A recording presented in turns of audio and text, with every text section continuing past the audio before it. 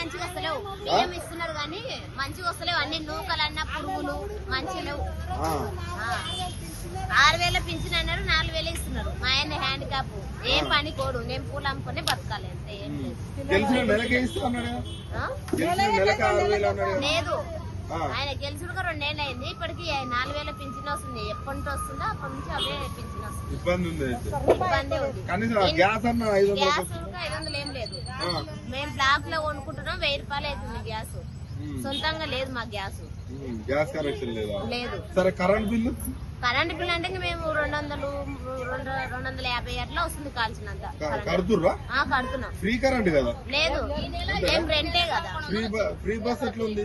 Free bus అంటే ఇంకా మామూలుగా పోతున్నాం వస్తున్నాం. కొట్లాడలు ఉన్నాయి, పీట్లాడాలి. ఇంకా సీట్లు దొరకట్లేవు. కొన్ని అది కూడా ఇబ్బంది ఉన్నది. అది ఇబ్బందే. సీట్లు దొరకలేవు. అందరూ మీకు తెలిసిన వాళ్ళకి ఎవరికైనా తులం బంగారం ఇచ్చిరా? ఇయ్యలేదు.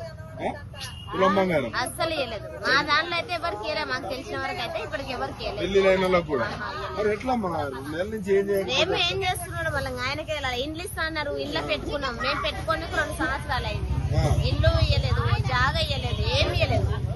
కేసీఆర్ ఉన్నప్పుడు ఇంకా బాగానే ఉన్నది.